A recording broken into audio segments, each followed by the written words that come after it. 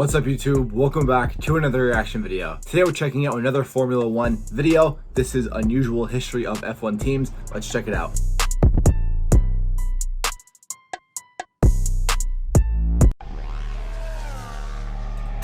So this is from the same channel I reacted to last video. Have you ever wondered what Mercedes I forget the name. I'll have it in the description, I promise you that.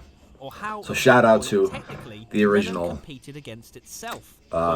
creator. We dive into the unusual history of F1 teams. So as a new fan, this is obviously very important for me. Such as Ferrari, Williams, and McLaren. I know those two. Simple. Same goes I don't know the middle team. Formula 1 recently. But this is where it gets I know them mainly because of the car brands, not because of the actual team. Red Bull Racing, for example. And I know Red Bull obviously from the drink. 1999 they were known as Stewarts.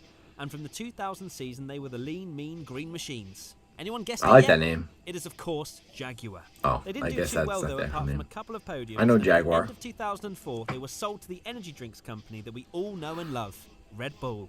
Now, I never tried it. Pretty straightforward, right? I heard it's not good for you. Just begun. Let me tell you.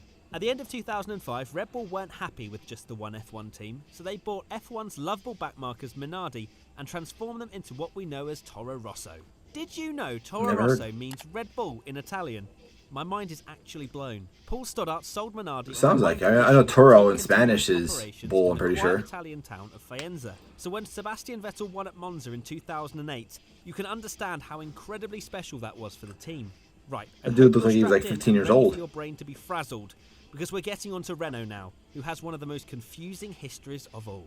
It all began in 1981 as Tolman, who gave Ayrton Senna his F1 debut. They only lasted 4 years though, as in 1985 a clothing company came along and bought them, Benetton. Benetton were of course the team with which Michael Schumacher won 2 world championships, but by 2001 the team were backmarkers. 2002 is when Renault acquired the team and delivered another 2 championships with So I mean, this is like recent, the sport of F1. Wondering when the confusing part when I say recent, I mean like obviously 1980s. Not like hundreds of years old like other sports. GP, but the constructor was still officially Renault in 2011. Unless I'm wrong. When Renault became the Lotus F1 team in 2012, the constructor name changed to Lotus. However, whilst this was all going on, a new team had entered F1 and called itself Team Lotus. Team Lotus was actually a new team from Malaysia, but owned the rights to run the Lotus name. So in 2011 we had Lotus and Lotus on the grid, but neither of them being the Lotus team Those are in the nice. 1960s. Are you still with me? Yeah, I'm still with you. Hey. So the Lotus that used I'm still with you. Was called Lotus. I mean, I don't understand these team names, but hey.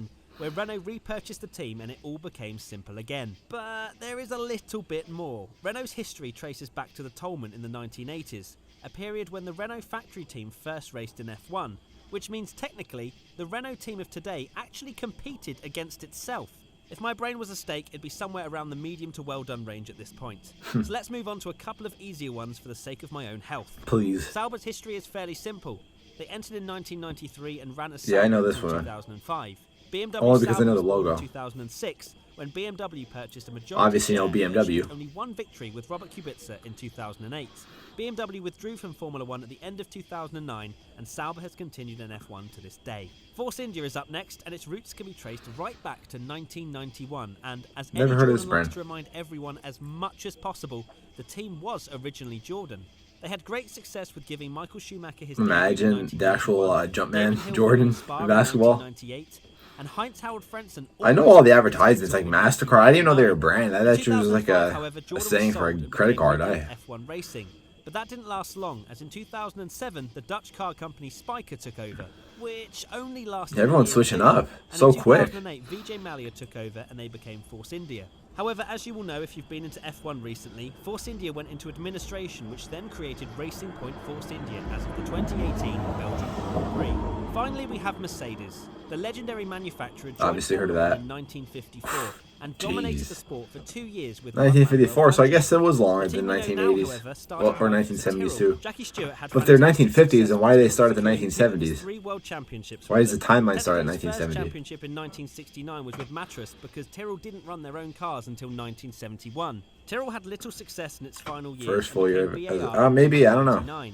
Honda, who had supplied works engines for the team since 2000, ended up taking over the team in 2006 to become a full F1 manufacturer team.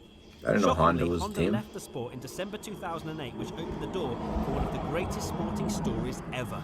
Brawn GP was formed just weeks before the start of the 2009 F1 season, when Ross Brawn purchased the team for just £1. It proved to be one of F1's great success stories, as the team took a 1-2 in its first ever race and went on to win both championships. It would only be a one-hit wonder, however, as Mercedes-Benz took over in November 2009 and became the Mercedes GP we know of today. I mean, I'm trusting Mercedes The history with of anything. F1 teams is a complex one. So much so, I'm off for a cold shower and a lie Slides down. up top. What F1 team's history intrigues you the most? Let us know in the comment section below. To be honest, all the ones that literally switch up so quick in the last past couple years. Honestly, that's my opinion. Well, interesting video.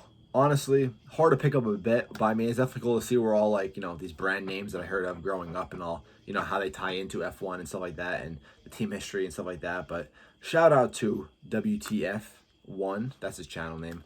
The link down in the description. But hopefully you guys enjoyed. If you guys did, make sure to leave a like, subscribe to my channel, recommend more F1 videos. I'm out, guys. Peace.